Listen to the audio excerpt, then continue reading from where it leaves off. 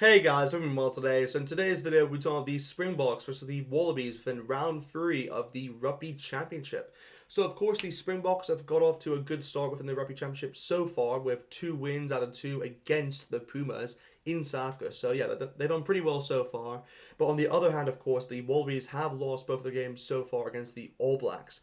And yeah, it's one of those which I don't think it's too much of a loss in that sense, because in my opinion, I think it was kind of expected. But of course, the Wallabies will be looking to bounce back at home, of course, because the Wallabies do have home advantage with this game being played within Seba's Super Stadium within the Gold Coast. So once again, this game it's kind of like a doubleheader, to say the least, for both games we'll be playing at. But yeah, it should be very interesting to see if that home advantage comes into intuition within this game. So of course we'll go over the lineups right now. So of course we'll go over the Springboks to start off. So here is the Springbok starting lineup.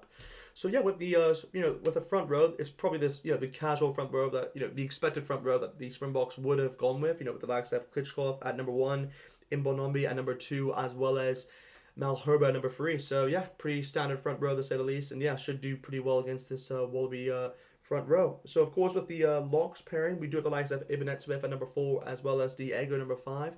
Probably their best lock pairing, I'd say, at the moment. I mean, Diego really stood out for me, particularly within the Lions tour, and you could say somewhat within this within the 2 Pumas games. So for that reason, because I can definitely see why they've gone with those 2 as the starting locks. I mean, with the loose forwards, of course, you do have the likes of Sia Khaleesi at number 6, and of course is the captain of the Springboks. At number 7, we do have the likes of Franco Mostert, who obviously has shifted from his lock position towards a loose forward. For now, obviously with the likes of Peter Seth still out, which is kind of expected, and Mostert, he did his job actually within that 7 spot, so it's going to be kind of I think he'll do well again. I think he'll do well again within that position. But the big name actually who's returning obviously within the Springbok side is Dwayne Van Meulen. And as a Springbok fan, I couldn't be more excited. I mean, this is a big addition obviously towards his side and makes his side much better than it already is, really. So yeah, very excited obviously to see Dwayne back into the side, obviously with that long injury that he was out for a long time. But yeah, very excited to see what he can obviously bring towards his side, and hopefully he can get a try towards his name as well. So yeah, moving on to the back line for the Springboks. So of course at number 9, we do have the return of Flaf de Klerk at number 9. So good to see him obviously return back into his starting place once again. Number 10, obviously we do have the likes of Andre Pollard, so kind of expected in that sense. No one's really going to take that position from him. You could say Yankees, but of course Yankee has gone towards the French French division at the moment, so he's going to be on. He's not really going to get an opportunity, obviously, to play. Same with Cheslin Kobe, but I'll get later on to that. I mean, with the centers combination, it's the standard center combination with the likes of Dialende as well as Locanio Am. So again, this center battle is probably going to be one of the key battles you could say within the game, in my opinion, for sure. I mean, we do have the likes of, Impimpi at number 11, as well as Nkosi at number 14. So, of course, Nkosi is going to be replacing, Chelsea and Kobe, who would have been in that position. But, of course, he is, playing within the French division at the moment for Toulon, his new team. So, it's kind of expected in that sense. So, Nkosi should do the job. And so, yeah, we'll see how he does. And, of course, number 15, we do have the likes of William Aru. So, yeah, another standard player. And he gives you always at least a 7 out of 10 performance every time. So, yeah, he'll do pretty well in this game for sure. So anyway, moving on towards the Wallabies. So yeah, here is the Wallabies starting lineup, and yeah, I'll run it by you guys right now. So of course, at number 1, we do have the likes of Angus Bell at number 1. So again, he's obviously replacing James Slipper, who's being he's being dropped towards the bench. So yeah, it'll be good to see how Angus Bell obviously does within this game.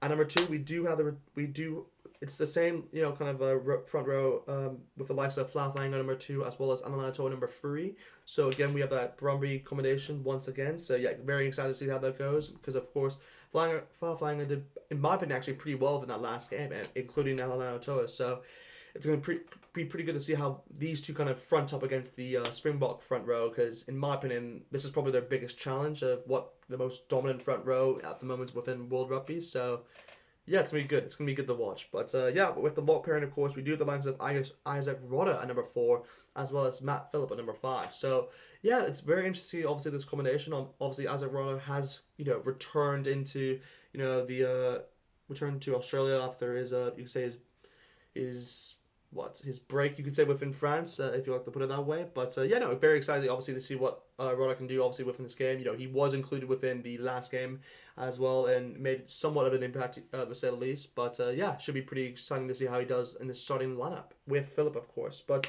yeah, obviously with the loose forward pack, we do have the likes of Lachlan Swinton at number 6 once again, and yeah, he's done pretty well in that position so far. So I don't really think anyone will take that position, that spot from him. Of course, we do have the likes of Michael Cooper at number 7, who is the captain, of course, and at number 8, we do have the likes of Rob Valentini. So yeah, no changes within that loose forward pack at the moment.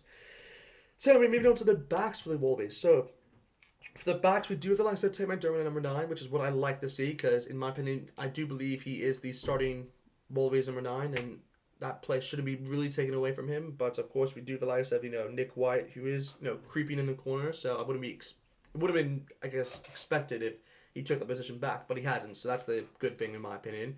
But we do have the return of Quade Cooper at number 10, which is very interesting to say the least. I mean, to be honest, I really do like Noah Lasea, but it's one of those where I guess they want to try something new. Of course, with Quade Cooper kind of in the up there. So it's one of those where I'm not really going to say why they shouldn't do this. I think it's a good opportunity to actually try it out, because obviously if it does work out, then you do have a lot more depth, you could say, within that position, which is kind of good to have. So yeah, more the merrier in that sense. And obviously, who doesn't love to see Quade Cooper obviously for the Wallabies? I think, as I'll be honest, I'm not really a huge Quade Cooper fan, but as a Wallabies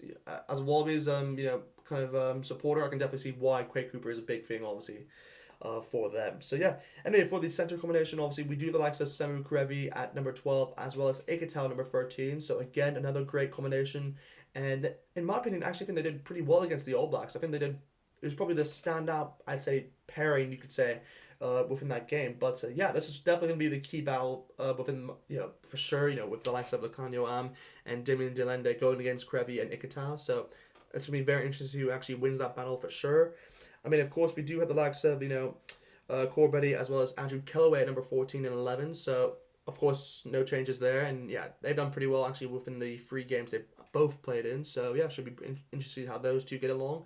And, of course, at number 15, we do have the likes of Tom Banks, who, in my opinion, deserves to be starting every time in that 15 spot, because he is the Wallabies' best 15 at the moment. So, it's good to see him get another opportunity. So anyway, that's going to go with the starting lineups. If I have to actually say who actually wins this game, I think I have to edge it towards the Springboks. I just think they're too strong for the Wallabies side. So for that reason, I think they'll win this game. I'll say 32 points to 18. Yeah, I'll say 32 points to 18 is my final prediction for this game. So anyway, just hope you guys enjoyed the video. Definitely like, comment, and subscribe. And definitely check the live stream for both of these games that I will be doing on Sunday morning, my time. So yeah, we'll let you guys know, obviously, more about that. But yeah, definitely check my live streams, because I will be doing that 100%. So anyway, just hope you have a good day. And yeah, talk to you guys soon.